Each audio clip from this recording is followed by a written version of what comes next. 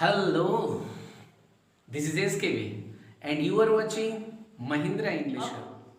हम वीडियो को स्टार्ट करते हैं, अपने अगले लेसन को स्टार्ट करते हैं। और मैंने जो पीछे वाला लेसन में आपको पढ़ा के छोड़ा था बाबू, नाउन एंड केस, और केस का काइंड्स वगैरह बताया था और केस टेबल बताया था जो कि बहुत इंपॉर्टेंट है, जो बहुत महत्वपूर्ण है। और आपको बताया था कि बाबू कैसे पजेसिव प्रोनाउन होता है और कैसे पजेसिव एडजेक्टिव होता है और कैसे परीक्षा में प्रॉब्लम्स दिए जाते हैं।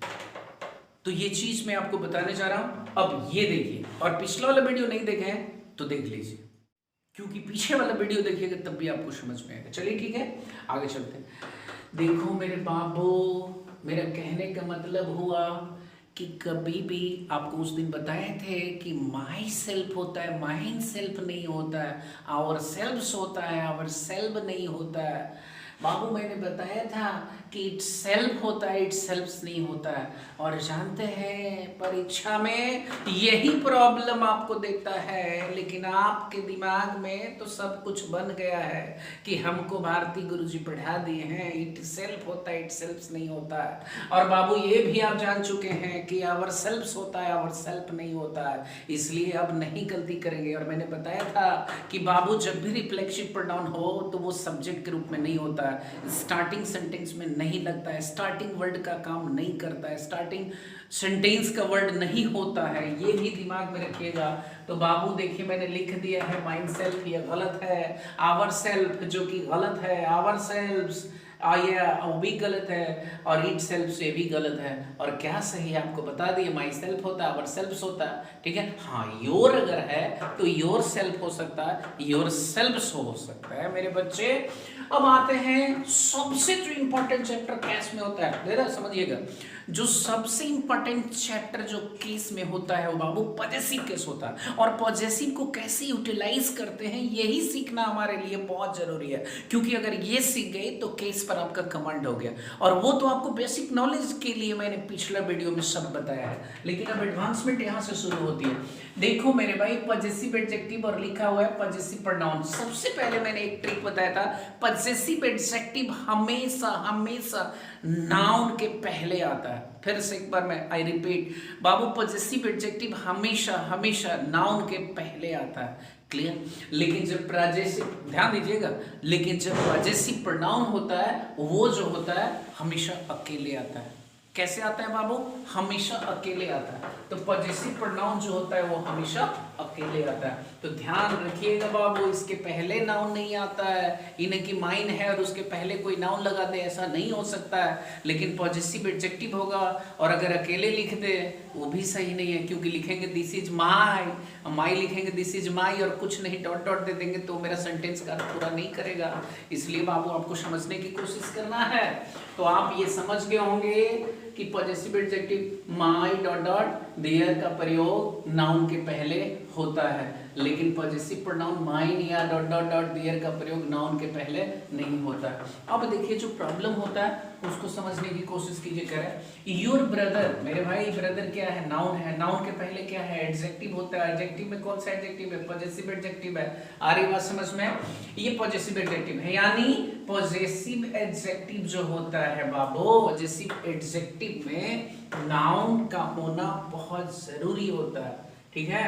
पजेसिव एडजेक्टिव का प्रयोग नाउन के पहले होता है। क्लियर? अब बाबू ये बताए पजेसिव प्रोनाउन अकेले होता है, तो यहाँ पे इस तरीके से मैंने लिखा योर ब्रदर, ब्रदर नाउन है ना, देख लीजिए पजेसिव क्या है, पजेसिव एडजेक्टिव किसके पहले? नाउन के पहले है कि नहीं। लेकिन यहाँ पे देख लीजिए मैंने माइन लिखा है, लेकिन देखिए अकेला है कि नहीं, और ये मेरा सेंटेंस बिल्कुल सही है। आई एंजॉयड माई सेल्फ, देख लीजिए एक चीज ध्यान दीजिएगा, आई एंजॉयड माई सेल्फ बिल्कुल मेरा सेंटेंस सही है, लेकिन आई एंजॉयड माइन सेल्फ देखिए तो मेरा सेंटेंस सही है। माइन सेल्फ कहीं पे होता है? मैंने तो माई सेल्फ आपको बताया, ये गलत है। परीक्षा में ऐसी गलती करता है ताकि आप गलती कर सके, लेकिन मुझे भरोसा है कि आप गलती नहीं करेंगे, ठीक है। तो ध्यान रखिएगा बाबू कि पजेसिव प्रोनाउन हमेशा अकेला होता है, लेकिन पजेसिव एडजेक्टिव जो होता है नाउन के पहले यूज होता है। अब चलते हैं जो हमें आज का लेसन में पढ़ना है पजेसिव केस में, ठीक है। पजेसिव केस क्या होता है? पजेसिव केस का मतलब ही होता है एपोस्ट्रोफी। पजेसिव केस का मतलब ही होता है एपोस्ट्रोफी। पजेसिव केस का मतलब ही होता है ऑफ, यानी जो अधिकार को बताने का काम करता है, रिलेशन को बतलाने का काम करता है, यानी रिलेशन संबंध को बतलाने का काम करता है। पोजीशन जो अधिकार को बतलाने का काम करता है, वही हमारा क्या है, सिंपल सी बात है कि पॉजिटिव केस है। तो आप समझेंगे कि एपोस्ट्रोफी एस या फिर एपोस्ट्रोफी या ऑफ ही पॉजिटिव केस होता है। लेकिन सही प्रयोग इसको जानने के लिए हम लोग रूल्स पढ़ते हैं, और बाबू इतना ही रूल्स नहीं है, क्योंकि मैंने क्या बोला कि सीरियल वाइज मतलब सीरीज में आपको मैं देते रहूंगा और धीरे धीरे करके आपके दिमाग में एडजस्ट कर दूंगा, दिमाग में आपके बैठा दूंगा, ताकि एग्जाम्स में कोई भी क्वेश्चन आपसे छूट ना पाए। तो बाबू देखो, सबसे पहले फिर मैंने बताया पॉजेसिव केस जो होता है वो एपोस्ट्रोफी एस होता है, चाहे एपोस्ट्रोफी होता है या ऑफ होता है। अभी तीनों का प्रयोग किस तरीके से करते हैं यही चीज मैं आपको बताने जा रहा हूँ। जैसे देख लीजिए राम्स बुक, राम की किताब देखिए, एपोस्ट्रोफी एस यूज हुआ। ये बॉयज हॉस्टल देखिए एस लगा हुआ है, प्लुरल सेंस में यहाँ पे एपोस्ट्रोफी का केवल प्रयोग हुआ। द लेग ऑफ चेयर देखिए ऑफ है, कुर्सी का टांग, यानी कहने का मतलब इसमें ऑफ का प्रयोग, यही तीन का प्रयोग हम लोग पढ़ने जा रहे हैं। तो सबसे पहले आप जानेंगे कि ऑफ का प्रयोग कहां पे करते हैं। देख मेरे भाई, दिमाग में बिठा लेना, नॉन लिविंग थिंग के लिए, निर्जीव वस्तुओं के लिए ऑफ का प्रयोग करते हैं। फिर से एक बार दिमाग में बिठा लिए, नॉन लिविंग थिंग के लिए, निर्जीव वस्तुओं के लिए हम ऑफ का प्रयोग करते हैं। फिर से एक बार दिमाग में बिठा लीजिए, नॉन लिविंग थिंग्स, निर्जीव वस्तुओं के लिए ऑफ का। कैसे भाई, द फ्लावर्स स्प्रिंग, और यहाँ पे लिख रहे हैं कि द स्प्रिंग्स फ्लावर, तो ये भाई ये मेरा गलत हो गया, लेकिन मेरा सही कौन हुआ, ये। अब यहाँ पे एक चीज आप लोग नोट डाउन जरूर कर लीजिएगा, मैं आगे आपको बता रहा हूँ, लिख करके कुछ मैं आपको समझाने जा रहा हूँ। यहाँ पे देखिए क्या मैं लिख करके समझाने जा रहा हूँ। बाबू मैंने क्या बताया कि जैसे यहाँ पे लिखे, ठीक है ना, क्या लिखा, द, ठीक है, लेग ऑफ माई चेयर, मेरी कुर्सी का टर्न। अब यहाँ बोले द गोल्ड ऑफ इंडिया, मतलब क्या हुआ भैया, भारत का सोना। अब जरा सा देखिए तो ये सब सजीव है या निर्जीव है, यानी निर्जीव है, जिसके लिए ऑफ यूज किया। अब ये एपोस्ट्रोफी का प्रयोग कहां पे करते हैं जरा समझिए। तो एपोस्ट्रोफी का प्रयोग अधिकतर हम करते हैं लिविंग बींग्स के लिए करते हैं। एपोस्ट्रोफी का प्रयोग कहां पे करते हैं, लिविंग बींग्स के लिए करते हैं। तो आपको समझना है, जिस मैंने लिखा क्या यहाँ पे देखिए, राम्स ब्रदर, राम का भाई, और द ब्रदर ऑफ राम, ये गलत है। लेकिन एक चीज मैं यहाँ पे क्लियर कर देना चाहूँ कि बाबू कहीं कहीं मैंने बुक्स में पढ़ा है कि द ब्रदर ऑफ राम भी होता है, क्योंकि आप जानते हैं कि फॉर्मल और इनफॉर्मल दो तरीके से इंग्लिश यूज किया जाता है, या फॉर्मल ग्रामर हो या इनफॉर्मल ग्रामर हो। लेकिन मैं जो कह रहा हूँ फॉर्मल की बात कर रहा हूँ, तो यहाँ पे आपको यही चीज यूज करना है, राम्स ब्रदर ही सही होगा, सीताज हैट ही सही होगा, ठीक है। अगर मान लीजिए कि लिख रहे हैं राम्स काउ ही सही होगा, ठीक है। यहाँ पे इस तरीके से हम लोग यूज करेंगे, ठीक है। अब दूसरा जो है ना, इसके बाद ये क्लियर हुआ। अब तीसरा में आते हैं, देखो कोई भी प्लुरल का एंडिंग, प्लुरल जैसे मान लीजिए बाबू एक चीज बताया, जैसे मैंने बॉय आपके सामने लिखा, ठीक है, फिर उसके बाद मैंने आपके सामने गर्ल लिखा। तो बाबू जैसे मैंने आपके सामने बॉय लिख दिया, फिर गर्ल लिख दिया, जरा से समझिएगा, मैंने आपके सामने क्या लिखा बाबू, तो यहाँ पे बॉय लिखा, और ये जो है ना ए से एस लगा के हम प्लुरल बनाते हैं तो बॉयज लिखे, और यहाँ पे आपको गर्ल लिखा और इसमें ए से एस लगा करके प्लुरल बनाते हैं तो यहाँ पे गर्ल्स लिखा। तो अब बताइए, कह रहे हैं बॉयज हॉस्टल, तो एस तो ऑलरेडी लगा हुआ है तो मुझे लगाने की जरूरत नहीं है, बल्कि एपोस्ट्रोफी का प्रयोग कर देंगे। गर्ल्स है तो एस तो ऑलरेडी लगा हुआ है तो यहाँ पे खाली एपोस्ट्रोफ का प्रयोग कर देंगे और मेरा बन जाएगा। तो इसीलिए यहाँ पे मैंने लिखा है क्या भाई, तो गर्ल्स कॉलेज, तो यहाँ पे कॉलेज लिख दिया, और यहाँ बॉयज हॉस्टल तो यहाँ पे हॉस्टल लिख दिया, ठीक है। इस तरीके से हम लोग बनाते हैं। तो याद रखिएगा बाबू कि अगर यहाँ पे इस तरह का एंडिंग प्लुरल नाउन अगर होगा तो केवल एपोस्ट्रोफ का प्रयोग करते हैं, उसमें इसका प्रयोग नहीं करते हैं, लेकिन गलती आपको दिया जाता है और आप समझ लीजिएगा, ठीक है। Girls college, boys hostel.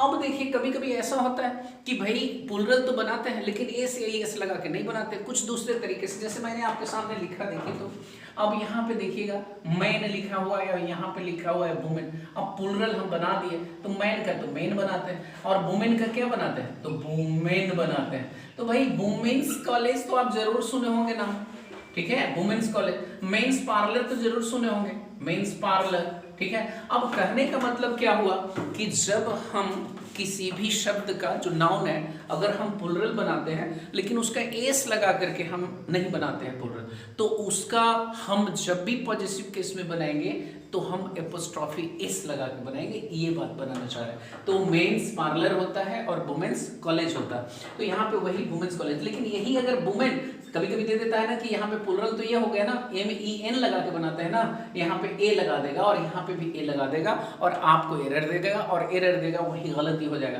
तो मेरे भाई आपको समझने की कोशिश कर रहे हैं, मेरे बच्चे आपको समझने की कोशिश करना है कि किस तरीके से गलती देता है, ठीक है।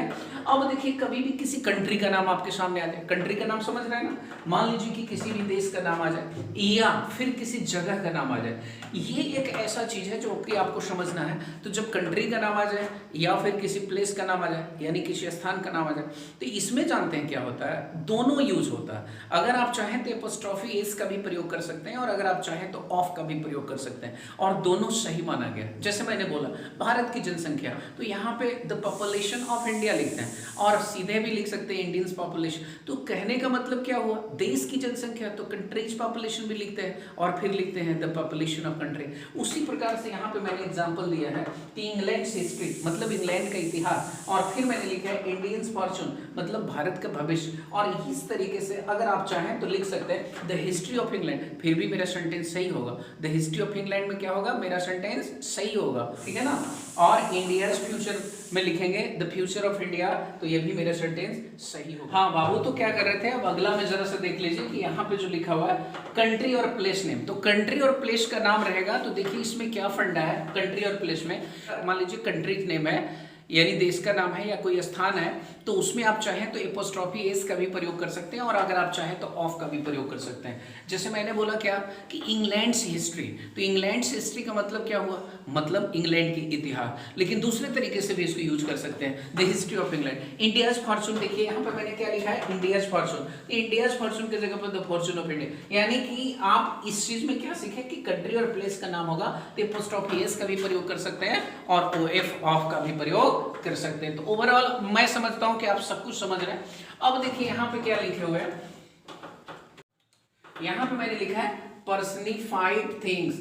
अगर मान लीजिए कि कोई भी व्यक्ति को पर्सनिफाइड करते हैं मतलब एकदम सजीव की तरह प्रयोग करते हैं, तो मेरे बाबू वहां पे एपोस्ट्रोफी एस का प्रयोग होगा।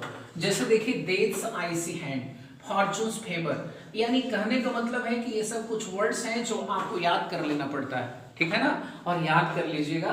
मैंने क्या बोला, पर्सनिफाइड का मतलब होता है मानवीकरण करना, मतलब निर्जीव वस्तु है उसका हम ट्रीट कैसे करेंगे सजीव वस्तु की तरफ, ठीक है ना, उसी को हम बोलते हैं पर्सनिफाइड थिंग।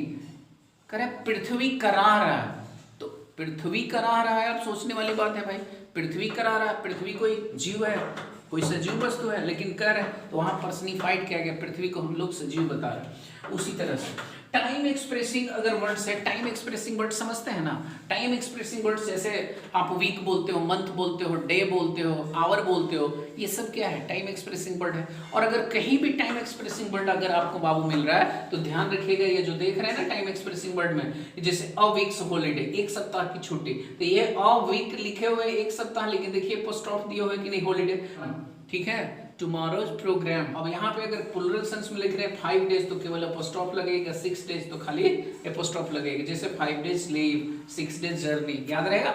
ओवरऑल एक बार आप समझ लीजिए मैंने जो बताया। अब मैंने पॉजिटिव केस की शुरुआत किया, पॉजिटिव केस में क्या आपको बताना शुरू कर दिया है कि भाई किस तरीके से हम लोग इसको यूटिलाइज करते हैं, ठीक है। और अगर पॉजिटिव केस का प्रयोग करना समझ गए तो समझ लीजिए कि केस पर कमांड हो गया, और केस से हमेशा देखा गया कि एग्जाम्स में प्रॉब्लम पूछे जाते हैं। तो एक बार मैं रिविजन कर दूं, नॉन लिविंग थिंग के लिए ऑफ का प्रयोग करते हैं बाबू, एपोस्ट्रोफी एस का प्रयोग करते हैं लिविंग बीइंग के लिए, और एंडिंग प्लूरल नाउन है तो एपोस्ट्रोफ एस का प्रयोग नहीं करेंगे बल्कि एपोस्ट्रोफी का प्रयोग करेंगे। और अगर मान लीजिए कि कोई प्लूरल बना रहे हैं लेकिन उसका एस से अंत नहीं हो रहा तो वहां पे आप समझ लीजिएगा कि हम एपोस्ट्रोफी एस का प्रयोग करेंगे, और कंट्री और प्लेस का नाम रहेगा तो एपोस्ट्रोफी एस और ऑफ दोनों का प्रयोग करेंगे, और पर्सनिफाइड थिंग के लिए एपोस्ट्रोफी एस का प्रयोग करते हैं, और ये टाइम एक्सप्रेसिंग वर्ड के लिए भी एपोस्ट्रोफी एस का प्रयोग करते हैं। लेकिन जब उसको प्लूरल सेंस में दर्शाते हैं तो केवल हम एपोस्ट्रोफी का प्रयोग करते हैं। तो बाबू इस वीडियो में बस इतना ही, और अगर पिछला वीडियो नहीं देखे हैं तो पिछला वीडियो आप देख लीजिएगा। क्यों बाबू, क्योंकि जब तक पिछला वीडियो नहीं देखिएगा तब तक ये समझ में नहीं है, क्योंकि मैं आपको क्या पार्ट वाइज पढ़ाते जा रहा हूं और मैं इतना आपको कंटेंट दे रहा हूं और बेहतरीन कंटेंट लेकर के आऊंगा। अभी तो आपको मैं बेस दे रहा हूं, 0 से एडवांस लेवल तक ले जा रहा हूं, ठीक है। अगर आप मेरा वीडियो देख रहे हैं तो प्लीज वीडियो को लाइक कर दीजिए और अपने दोस्तों के बीच में शेयर कर दीजिए। और एक चीज मैं बोलना चाहूंगा कि अगर इस चैनल पर पहली बार है तो इसको सब्सक्राइब कर लीजिए, और प्लीज बेल आइकन को दबाना, बेल आइकन को प्रेस करना मत भूलिएगा। जय हिंद, जय भारत।